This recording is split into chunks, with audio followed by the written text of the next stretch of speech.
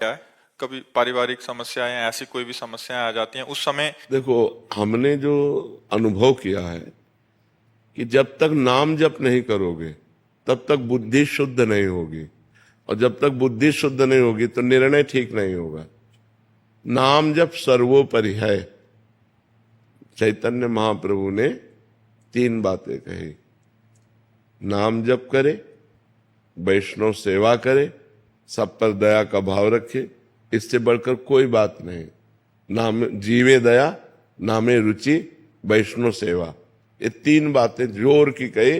और कहा इसके बाद हम और कुछ नहीं जानते। सनातन जी से ये 3 बातें कही कि जीवे दया, सब पर प्रेम का व्यवहार करो, नामे रुचि, खूब रुचि पूर्वक नाम जप करो, और वैष्णव सेवा, संत वैष्णव घर पधारे तो प्रसन्न हो जाओ, नाच पड़ो। आज हमारे सौभाग्य उदय हुए, भगवान के लाडिले हमारे घर आए, उनका चरणामृत उतारो, उनकी आरती उतारो, उनको भोजन पवाओ, उनमें भगवान का भाव करो, अभी बुद्धि शुद्ध हो जाए। अगर हम सोचे कि विचार के द्वारा अपने को सुधार लेंगे तो विचार बुद्धि से होते हैं, और मलिन बुद्धि मलिन विचार देती है, पवित्र बुद्धि पवित्र विचार देती है। तो हमारा जोर एक बार इस बात का होना चाहिए कि हमारी बुद्धि पवित्र हो, और वो पवित्र होगी भगवान की कथा सुनने से, भगवान का नाम जप करने से, भगवान की सेवा करने से, भक्तों का चरित्र सुनने से, भक्तों का संग करने से। इसी से बुद्धि पवित्र होती है। और जब बुद्धि पवित्र हो जाती है तो पति के साथ क्या व्यवहार करना चाहिए, पत्नी के साथ कैसा व्यवहार होना चाहिए, माँ के साथ कैसा व्यवहार, वो जो पारिवारिक हमारे, वो बहुत सुंदर बन जाता है। पवित्र बुद्धि में होता है हमारे माता हैं, हमारे पिता हैं, बोले नहीं उल्टा बोलते तो उनका बच्चों जैसी बुद्धि हो जाती है।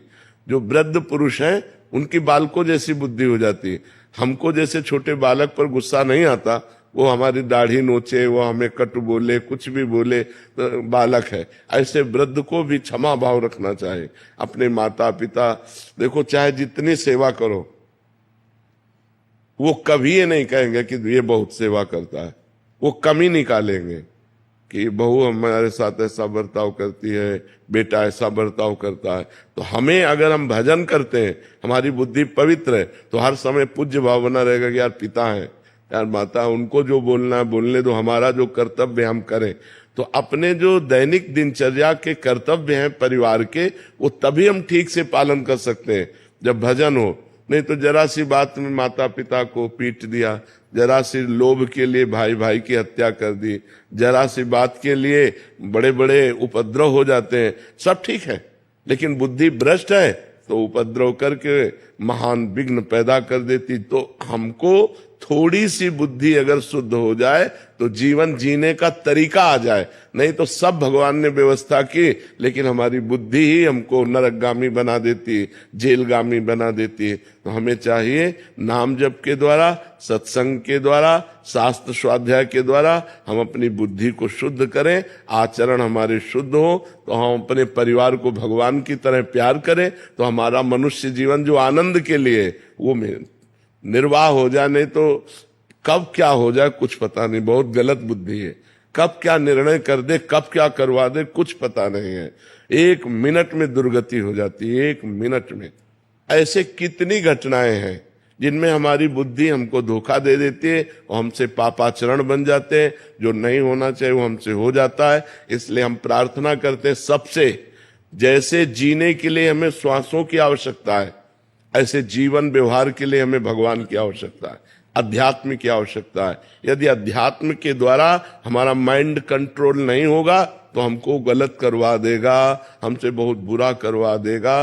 और सब हो रहा है, आप लोग संसार में देख रहे हैं। जहां लिखा था अनुज बधू भगनी सुत नारी, सुन सठिए कन्या समचारी, इन्हीं कुदृष्ट बिलोके जोई, ताई बधे कछु पाप न होई, वही आचरण बढ़ के हो रहे। क्यों? क्योंकि बुद्धि भ्रष्ट है। तो यदि हमको समाज में सही ढंग से जीना है, स्वयं सुखी रहना, दूसरों को सुख प्रदान करना, तो बुद्धि शुद्ध होनी चाहिए। बुद्धि बिगड़ गई तो सब बिगड़ जाता है। इसलिए हमें नाम जप करना है, सत्संग करना है, अच्छे आचरण करने हैं। इसी से हम ठीक निर्णय कर पाएंगे। युवराज जी इटावा से, राधे राधे महाराज जी।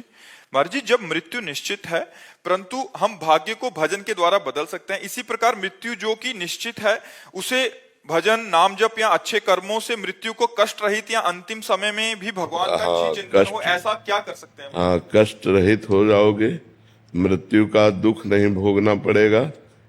जैसे हाथी के गले से फूलों की माला टूट के गिर जाए, राय बेल की, मोगरा की, छोटी छोटी होगी, उसको पता भी नहीं चलेगा। ऐसे ही जो भजन करता है तो अंतिम समय भगवान उसकी स्मृति बन जाते हैं और इतना आनंद होता है कि उसको मृत्यु का कष्ट नहीं मिलता।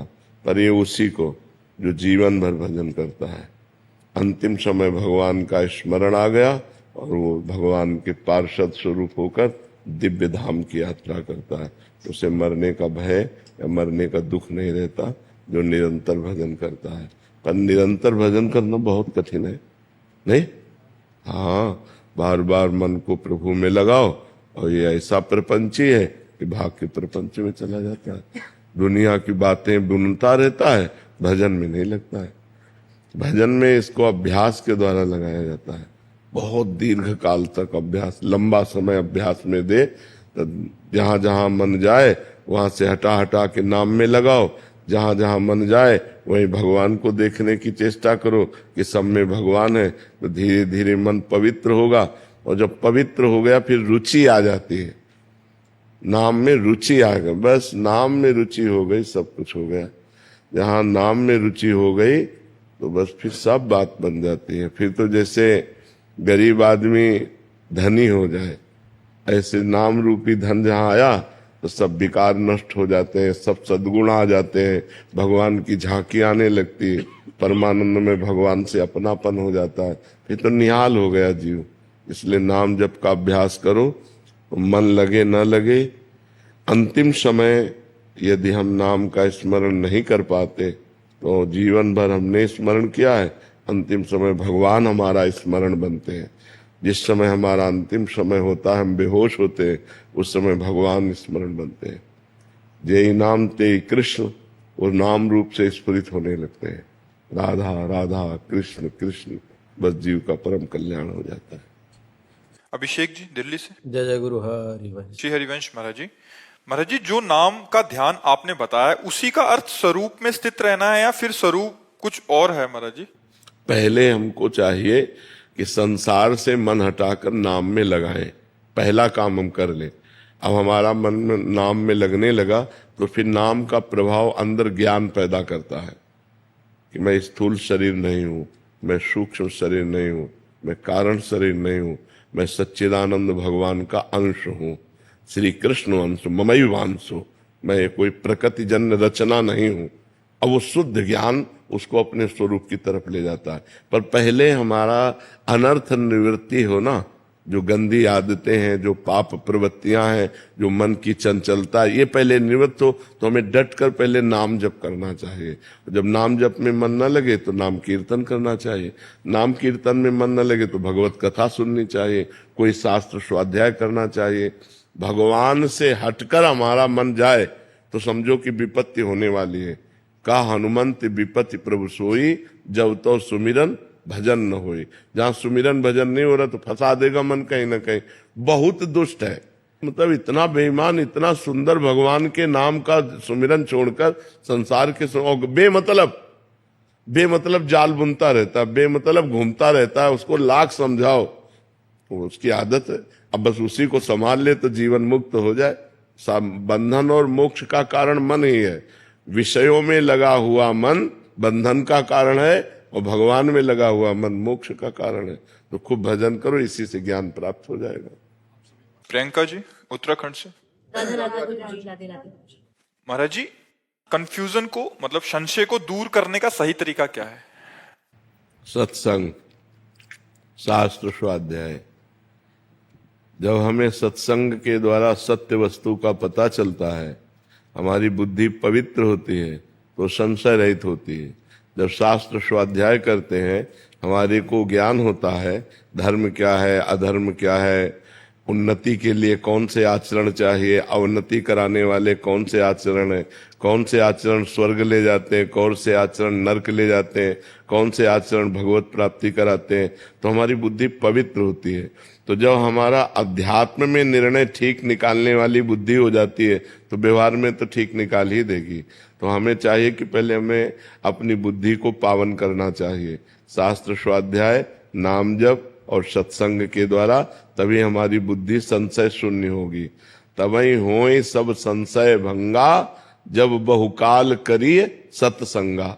जब बहुत काल हम संतों का संग करें, शास्त्र स्वाध्याय करें, तो हमारी बुद्धि पवित्र हो जाती, फिर उसमें संशय नहीं रह जाता है। महाराज जी, जब हम भगवान के आगे बैठते हैं, जब हमारा मन बहुत परेशान होता है, हमें कुछ समझ में नहीं आता, और जब हम आंसू भी आते हैं, हम रो भी रहे होते हैं, लेकिन उस वक्त ऐसा मन होता है कि कहीं से कोई भगवान के दूत आ जाए, या अपने मन को कैसे समझाएं कि उस पल में हम मजबूत बन जाए, कमजोर न फील। नाम जप, जितना नाम जप करोगे तुम्हें किसी से सहयोग मांगने की जरूरत नहीं, आपके हृदय में खुद बल होगा। जितना नाम जप, हम इसीलिए चिल्ला चिल्ला के कहते हैं आप सब नाम जप करो। नाम जप से बुद्धि पवित्र होगी, नाम जप से तुम्हारी कामनाएं पूर्ण होंगी, नाम जप से तुम्हारी असत कामनाएं नष्ट होंगी, नाम जप से तुम बलवान बनोगे और मन को अपने अधीन रखोगे, इंद्रियों को अधीन रखोगे। नाम जप से हर समस्या का समाधान तुम्हें मिल जाएगा। नाम जप से हर दुख को सहने की सामर्थ्य मिल जाएगी। नाम जप में बहुत सामर्थ्य है, इसलिए निरंतर नाम जप करो। हर प्रश्न का उत्तर नाम जप है। नाम जप नहीं है तो जीवन में कुछ नहीं है। कोई प्रार्थना तुम्हारी नहीं सुनी जाएगी यदि नाम जप नहीं है। ध्यान रखना, नाम जप नहीं है तो प्रार्थना भी नहीं पहुंचेगी, और नाम जप है आर्त भाव से पुकारा तो सब बात बन जाएगी। आलोक भारद्वाज जी, राधे राधे महाराज जी। राधे राधे महाराज जी। महाराज जी, आप कह रहे हैं कि राधा रानी की कृपा से 1 वर्ष से आपका सत्संग सुन रहा हूँ। महाराज जी, आप आंखों से देख नहीं पाते, तो कह रहे हैं कि मुझे भगवान के दर्शन कैसे होंगे, मुझे तो दिखाई नहीं देता। इन आंखों की जरूरत भी नहीं है, भगवान इन आंखों से दिखाई भी नहीं देते। इन आंखों से केवल माया देखी जा सकती है। 3 गुणों से रचित जो माया है, केवल माया देखी जा सकती है, मायापति को नहीं। मायापति को देखने के लिए दिव्य दृष्टि होती है और वो अंदर में होती है। तो जिस दिन भगवान तुम्हें दर्शन देना चाहेंगे उस दिन अंदर की दृष्टि खोल लेंगे, भगवान का साक्षात्कार हो जाएगा।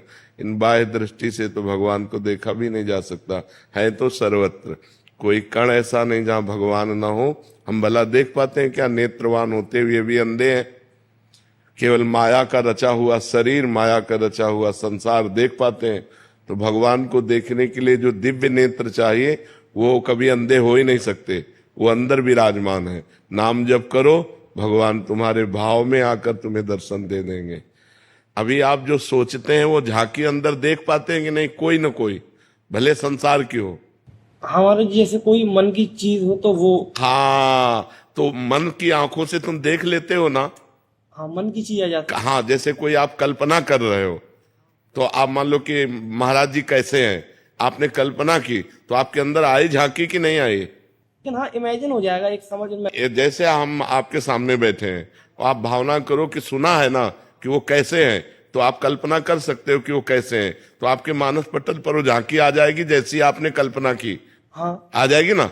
हाँ, तो इसका मतलब है कि वो नेत्र हैं जिन नेत्रों से हम भगवान देख सकते हैं, क्योंकि जो भी हम भावना करेंगे वैसे ही हमारे अंदर भावना में भगवान जाकी रही। भावना जैसी प्रभु मूर्ति देखी तिन तैसी। इसलिए तुम नाम जप करो, ये तो चिंता मत करो कि बाहरी नेत्र नहीं तो हम भगवान को कैसे देख पाएंगे। अंदर के भगवान तो तुम्हारे अंदर बैठे हुए हैं।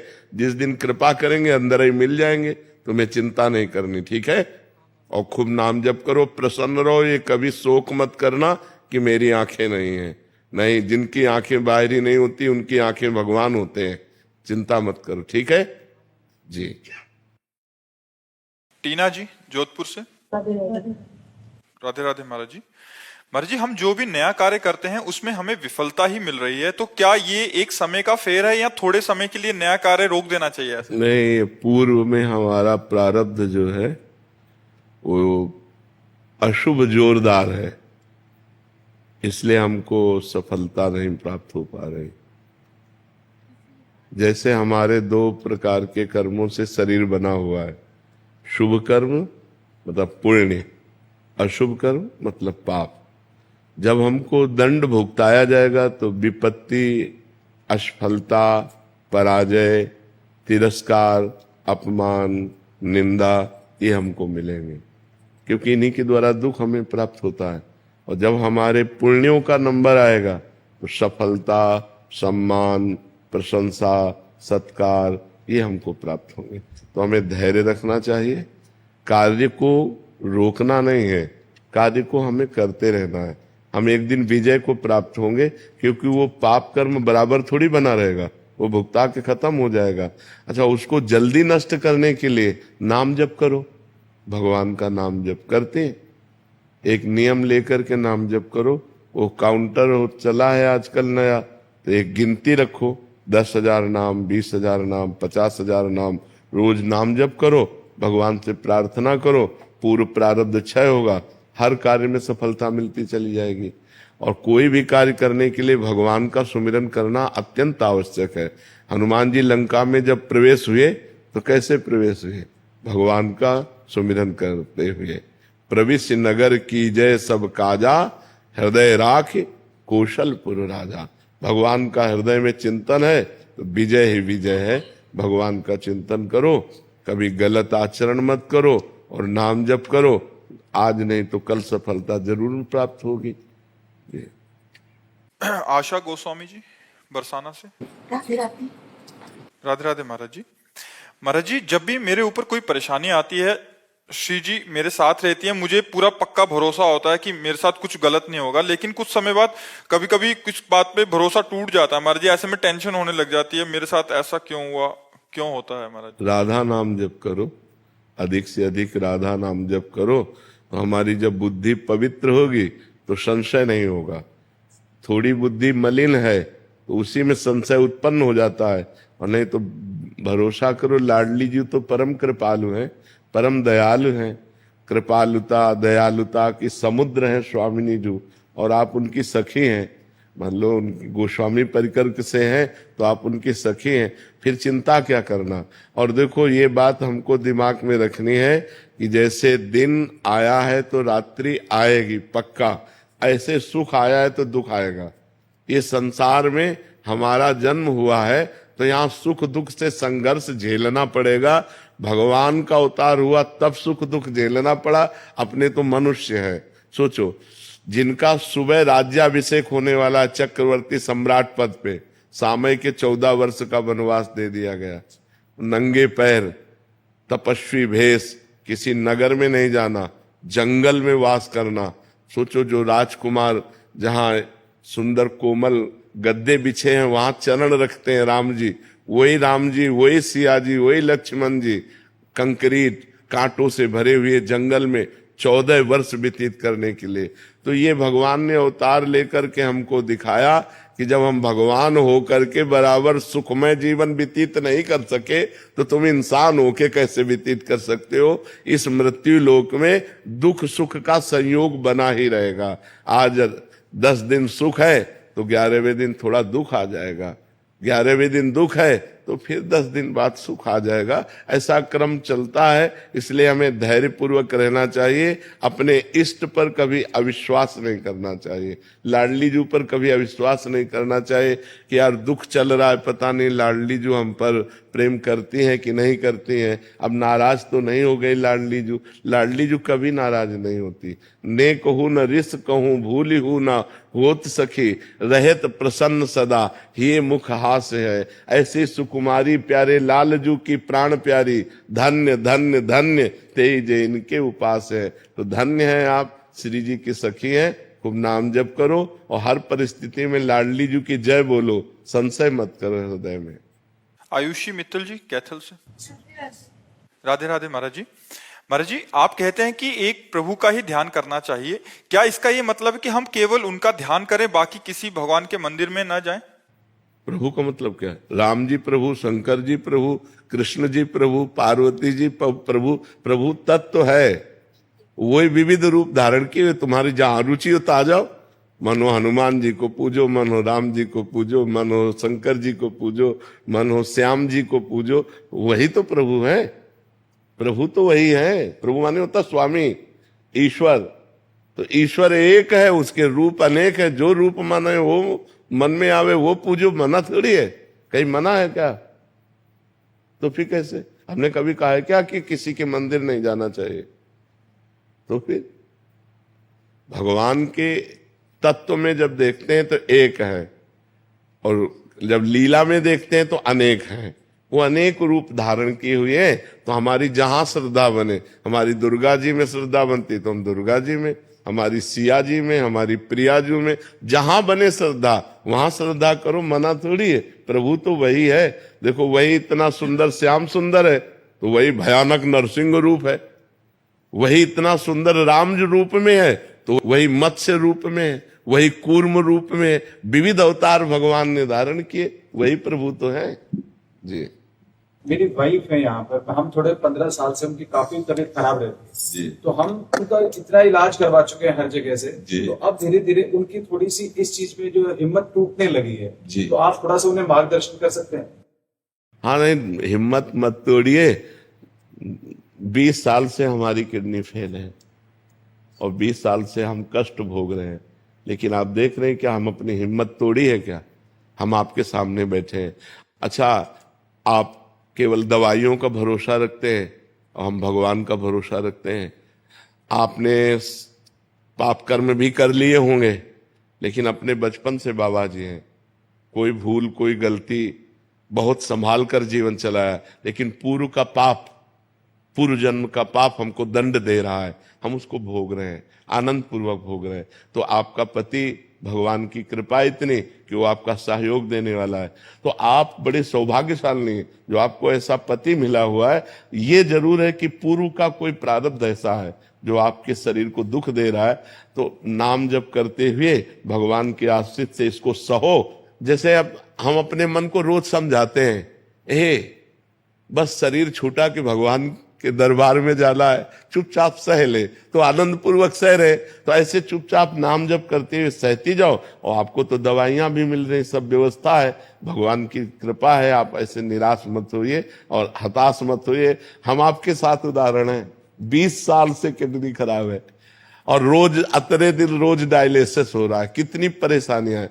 तो हर कष्ट को सहने के लिए हमें मनुष्य शरीर मिला है, निराश मत होइए, ठीक है? राधे राधे महाराज जी। महाराज जी, पहले मैं ध्यान योग करती थी जिसके कुछ परिणाम भी मिले, मगर अचानक से मेरी रुचि श्री कृष्ण के प्रति भक्ति योग में प्रबल हो गई। मगर जब भी मैं भक्ति योग करती हूँ अच्छा, वो ध्यान योग में ही बदल जाता है। मैं ये बताओ कि ध्यान योग में तुम्हें क्या सफलता मिली? कितने घंटे पद्मासन में बैठ सकती हो? कितने महीने ब्रह्मचर्य रह सकती हो? संयम, नियम, आसन, प्राणायाम, धारणा, ध्यान, समाधि, ये अष्टांग योग के अंदर आता है। तो पहली पंक्ति इसमें संयम, कई महीने ब्रह्मचर्य रह सकती हो, कितने साल ब्रह्मचर्य रह सकती हो, कितने घंटे पद्मासन से दासन में बैठ सकती हो? हमारे प्रश्नों का उत्तर दो। कौन सी परमात्मा की धारणा तुम्हारे अंदर आ चुकी? आखिरी में ध्यान और समाधि, 6 के बाद 7वां नंबर है ध्यान और 8वां नंबर है समाधि। यह अष्टांग योग है। ऐसे ध्यान आंख मूंद लेने को ध्यान थोड़ी कहते हैं। ध्यान का मतलब होता है परमात्म तत्व में स्थित होना। अब बताओ, 1 घंटा बैठ सकती हो पद्मासन में? नहीं महाराज जी। 15 मिनट बैठना मुश्किल हो जाएगा, अभ्यास रहे तो ध्यान किसका करते हो? फिर ध्यान योग कैसे? जब नीचे की सीढ़ी नहीं तो छत कैसे बन जाएगी?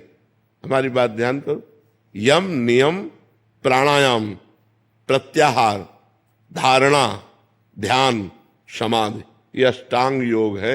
यमय नहीं है, नियमय नहीं है, आसनय नहीं है, प्राणायाम ही नहीं है, प्रत्याहार ही नहीं है, धारणा ही नहीं है, तो ध्यान कहां से आ जाएगा? पहले नीचे की सीढ़ियों में आओ, पहले नीचे को पुष्ट करो, तब तो ध्यान लगेगा। परमात्मा का ध्यान ऐसे लग जाएगा?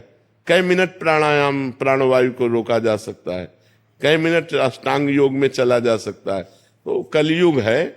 हम तो कहते हैं नाम योग से बढ़कर के कोई योग नहीं है। प्रभु का नाम जप करो, भगवान की लीला कथा सुनो, भगवान की सेवा करो, परिवार को भगवान मानकर सेवा करो, इसी से भगवत प्राप्ति हो जाएगी। कलयुगी शरीर है, high blood pressure, low blood pressure, sugar, ये वो दुनिया का प्रपंच शरीरों में है। अष्टांग योग करोगे, अष्टांग योग तो बहुत बड़ी बात है, ध्यान योग तो योगियों का विषय है जी। समझ पा रहे हो आप? ये कह रहे हैं इनके आज्ञा चक्र में स्पंदन होने लग जाता है ऐसा ऐसे करके। भैया बिना सिद्धासन लगाए, बिना पद्मासन लगाए कैसे हो सकता है? मूलाधार केंद्र से लेकर के षटचक्र भेदन, तब आज्ञा चक्र पे, सीधे आज्ञा चक्र पे कोई गोली मार दे क्या? आज्ञा चक्र ऐसे हो जाएगा? अरे राधा राधा जपो, कृष्ण कृष्ण जपो, हरि हरि जपो, तुम्हारी एक एक श्वास सार्थक हो जाएगी। जो कुछ नहीं जानता और राम राम कह रहा है ना, वो आध्यात्मिक उन्नति को प्राप्त हो रहा है, उसका हर सेकंड सार्थक हो रहा है। राधा राधा, कृष्ण कृष्ण, राम राम, शिव शिव, हरि हरि, उसका हर मिनट सार्थक हो रहा है, क्योंकि भगवान का नाम सच्चिदानंदमय है। और नाम का ध्यान करो, लिखो अपने ध्यान में राधा, और उसी में एकाग्र हो जाओ, देखो अभी आनंद मिलने लगेगा कि नहीं। अभी आनंद मिलने, उसमें अष्टांग योग की जरूरत नहीं पड़ेगी, अभी आनंद मिलने लगे। बिल्कुल सत्य बात समझ लो, कलयुग केवल नाम आधारा, सुमिर सुमिर नर उतरे। नानक नाम जहाज है, चढ़े सो उतरे पार। आप ये समझते होंगे कि हम आपको एकदम न्यून करके बोल रहे हैं, हम आपको निमित्त बनाकर लाखों लोगों को समझाना चाहते हैं। 6-6 घंटे पद्मासन में बैठने वाला शरीर है, 6-6 घंटे पद्मासन में बैठ करके अष्टांग योग में चलने वाला, अष्टांग योग में चल, अब तो किडनी फेल है, तब भी भगवान की कृपा से, जहां 10 मिनट 20 मिनट किडनी फेल नहीं बैठ सकता, वहां भगवान की कृपा से साधन चल रहा है। अब बैठे हैं, सुबह से ही तो बैठे हैं। हाँ, ये जरूर है कि तकिया वकिया लगाए बैठे, कि दर्द होने लगता है तो इधर इधर ऐसे कर लेते हैं, लेकिन ये अभ्यास है जो आज भी हमें साधन में लगाए। दोनों किडनी फेल, डायलिसिस होने पर भी जब तक हमारे आसन सिद्ध नहीं होंगे तब तक आज्ञा चक्र खुल ही नहीं सकता है, क्योंकि वो नाड़ियां नीचे से चलती हैं, मूलाधार केंद्र से चलती हैं। जब हम सिद्धासन और पद्मासन पर बैठते हैं 3 घंटा बिना हिले डुले, तब वो आंख पैदा होती है, कुंडलनी जागृत होती है, और वो आंख सीधे सुषुम्ना नाड़ी से जाकर आज्ञा चक्र और ब्रह्मरंध्र तक स्थित होती है। बहुत बड़ी ताकत है। 3 घंटे क्या 30 मिनट आप सिद्धासन या पद्मासन में बैठकर देखो, तुम्हारे होश न उड़ जाए तो बताना। 30 मिनट टांग पे टांग चढ़ा करके पद्मासन जो होता है, कमलासन जिसे कहते हैं, आप बैठो, जांघें फटने लगेंगी, शरीर टूटने लगेगा, उसको सहन करने की सामर्थ्य। तब जाकर जब शांत एकदम, वायु मन ब्रह्मचर्य तीनों का समावेश है, प्राणवायु ब्रह्मचर्य और मन तीनों एक है। अगर आपका प्राणवायु सूक्ष्म है, ब्रह्मचर्य ठीक है, मन एकाग्र है, अब ध्यान लग जाएगा। बड़ा कठिन ये योग है, इसलिए सरल सबसे बड़ा योग राम राम राम राम, राधा राधा राधा राधा राधा, कृष्ण कृष्ण कृष्ण। और जो गति योगी को प्राप्त नहीं होगी वो गति ये प्राप्त होगी। अजामिल के अंतिम समय बेटे के लिए नारायण नाम निकल गया, परम पद प्राप्त कर लिया, और जन्म जन्म मुनि जतन कराही, और अंतराम कही आवत नहीं। इसलिए हमें लगता है कि समय बर्बाद ना किया जाए, नाम जप किया जाए, डट के नाम जप किया जाए, इसी से सब हो जाएगा। राधे राधे महाराज जी। महाराज जी, अभी तक सब अच्छा चल रहा था, अचानक से रास्ता भटकने लगी, गुस्सा इतना आने लग गया है कि सबसे चिढ़ हो गई है। महाराज जी, श्री जी में लगे रहने का मन करता है, उन्हीं के बारे में सोचने का मन करता है, बट गुस्से के कारण महाराज जी कह रहे हैं कि कुछ दिन। गुस्सा क्यों आता है? गुस्सा प्रभु जैसे तिलक लगा लिया माथे पे, तो घर मतलब मायके वाले बोलते ओ पाखंड, आवाज ले रही हो तो बोलते हो, जैसे आपने बोला कि राधा राधा, सब में राधा राधा बोलो, ओहो ड्रामा, मतलब ऐसे ऐसे बोलते हैं सब। तो हाँ, बिल्कुल बिल्कुल बिल्कुल। तो हम आपको एक उपाय बताएं, रज जैसे लेके आप गीली करके लगाते हो, वैसे सूखी लगा लो। समझ रहे हो? नहीं, एक बात कह रहा हूं, जैसे बचना हो ना कि लोग हमको ना कहें, तो हमें अपना काम बनाना है, ऐसे लगा, अंदर ही अंदर राधा जप करें अंदर। अब हम जब क्या कर रहे हैं तुम्हें क्या पता, किसी को क्या पता। तो अगर हम व्यवहार में झगड़ा ना करना चाहें, अब जैसे अब हम तिलक लगाए हैं, आपका पति ही आपका विरोध करने लगे, तो हमें लगता है अच्छा नहीं रहेगा, हमें वो तिलक गुप्त लगा लेना चाहिए। सूखी रज को जब हम गीली करते हैं ना, तो गीली ना करें, सीधे वही बट्टी लेके ऐसे अगर करें तो तिलक तो लग गया और तिलक दिखाई भी नहीं दे रहा है। तो हमें लगता है जैसे पति हैं, ससुर हैं, सास हैं, घर के जन हैं, अगर वो भक्ति विरोधी है तो हमें चाहिए गुप्त भक्ति करना चाहिए। हम उनको भी आदर करें, उनको भी प्यार करें, क्योंकि उनका पद है। जैसे पति है, वो हमें अपने मनोनुकूल चलाने की चेष्टा करेगा, हमको चाहिए उसके मनोनुकूल चले, हम उसकी वो बातें हटा दें जो बाहरी है। भक्ति अगर हम तिलक ना लगाएं, अगर हम कंठी ना बांधें और अंदर राधा राधा जप रहे हैं, तो क्या हमें भगवत प्राप्ति नहीं होगी? आप विचार करो, पक्का हो जाएगी, आप चिंता ना करें। अगर इससे विरोध होता है, वो आपको पाखंड कहते हैं, आपको चुभता है, तो आपके अंदर उनके प्रति क्रोध आता है, तो भक्ति बिगड़ी आपकी कि नहीं बिगड़ी? भक्ति बिगड़ गई कि नहीं बिगड़ गई? तो हमें वो चाल चलनी है जिससे हमारे परिवार में कलह न हो, अशांति न हो। जब कोई नहीं है तो हम माला लेकर के भले जप करें, अगर कोई है तो हम माला छुएंगे भी नहीं। हम दिखाना बिल्कुल नहीं है कि हमें भक्ति कर रहे हैं, क्योंकि जहां विरोध हो वहां ठीक नहीं तो आपको रोज गुस्सा आएगा, तो आपकी भक्ति बचेगी नहीं। सारे प्रभु जी बहुत तो फिर भक्ति बचेगी कहां? त्रिविधम नरकस्येदम द्वारम नाशन मात्मना कामा क्रोधा तथा लोभा तस्मात् देत्रयम् त्यजेत। ये 3 त्यागने हैं, काम, क्रोध, लोभ। अब हमें गुस्सा आ रहा, अपने पति पे गुस्सा आ रहा, सास ससुर पे, तो हमारी भक्ति क्या रहेगी? भक्ति गुस्सा नहीं सिखाती, भक्ति प्यार सिखाती है, भक्ति प्रेम सिखाती है, भक्ति विग्रह नहीं करवाती, भक्ति मंडन करवाती, जोड़ती है। भक्ति जब भगवान को जोड़ लेती है तो इंसान को जोड़ने की क्या बात है? तो मुझे लगता है आपको सुधार करना चाहिए, उनको सुधरना नहीं, आपको सुधरना है। आप भक्त हो, आप बात समझ सकते हो, वो भक्ति का विरोध करते हैं, वो भक्त की बात नहीं समझ सकते। आप वो आचरण करो जिससे परिवार वालों को क्षोभ ना हो। पति को कोई मतलब वो भी शरणागति है, 2 साल हो गए, मुझे 1 साल हो गया। तो जो मायके वाले ना, तो वो बड़ा परेशान सा लगता है। मायके वालों से क्या लेना देना है?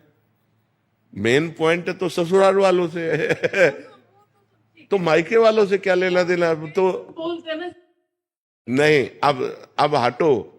जब ससुराल में आ गए तो मायके वाले क्या, मायके में थोड़ी रहना तो पति सास ससुर के बीच में, हमें वहां माहौल बनाना है। पर मायके वाले से तो कुछ भी कहते रहे, ऐसे करो। नरेंद्र सिंह रावत जी। श्री हरिवंश महाराज जी। महाराज जी, गुरु दीक्षा के लिए कब प्रयत्न करना चाहिए और दीक्षा होने के बाद किन किन बातों का? आज ही प्रयत्न कर लेना चाहिए, पता नहीं कल जिए कि न जिए। अगर विवेक की बात पूछो तो आज और अभी इसी क्षण गुरु का वरण करके भजन करना शुरू कर देना चाहिए, शाम मिले कि ना मिले। हम जैसे कह दे कि अब कल गुरु मंत्र लेंगे, तो कल तक हमें भरोसा नहीं है कि मृत्यु जीने देगी कि नहीं जीने देगी। जी जाए भगवान की इच्छा, नहीं तो हमें भरोसा नहीं है कि कल तक जिएंगे कि नहीं जिएंगे। इसलिए कबीर साहब ने कहा, काल करे सो आज कर और आज करे सो अब, पल में परलय होएगी बहुरी करोगे कब। अच्छा, गुरु मंत्र लेने के लिए योग्यता की जरूरत नहीं होती, समर्पण की जरूरत होती। हम जैसे नीच पामर अधम है, भगवान का हूं, मैं गुरुदेव का हूं, इसकी जरूरत होती। योग्यता की जरूरत नहीं होती कि ये लक्षण हो तो शिष्य बनना चाहिए। वो लक्षण सब आ जाएंगे जब समर्पण होने से। लोहा कभी सोना नहीं बन सकता, लेकिन पारस का कमाल, पारस छू गया तो सोना बन गया। ऐसे हम कभी सद्गुणी नहीं बन सकते। गुरु कृपा हो गई तो वो सद्गुण आ गए जिससे श्री कृष्ण रीझ गए, जिससे भगवान करुणा कर दिए, कृपा कर दिए, वो सद्गुण आ जाते हैं गुरु कृपा से। तो हमारा भाव ये होना चाहिए कि हमें बहुत शीघ्र गुरु का वरण करके नाम जप करना चाहिए। जितनी जल्दी भगवान कृपा करे हमें गुरुदेव मिल जाए और हम खूब नाम जप कर ले। मृत्यु के पहले अपना काम बना ले, जिस काम के लिए आए हैं। हम यहाँ भगवत प्राप्ति के लिए आए हैं। मानव जीवन अच्छे आचरण करके भजन करते हुए श्री कृष्ण प्राप्ति के लिए है। समझ पा रहे हैं? तो जब हमारा प्रबल भाव बन जाए, हमें गुरुदेव का वरण कर लेना चाहिए, ज्यादा इंतजार नहीं करना चाहिए, नहीं तो मृत्यु का कोई भरोसा नहीं है, कब हमारे शरीर को छीन ले। तो मान लो अभी गुरु मंत्र लिया, अभी प्राण निकल गए, तो अभी भगवत प्राप्ति हो जाएगी।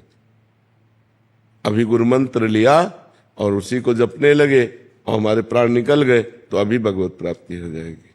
इसलिए हम चाहें कि हमारा कोई सेकंड भगवान से विमुख न जाए, कोई मिनट भगवान की स्मृति रहित न हो। 2 साल से मैं यही सोच रहा था कि दीक्षा लूं या ना। सोच रहा था हाँ, ये गलत काम थोड़ी है, गलत काम को लंबा ताड़ा जाता है।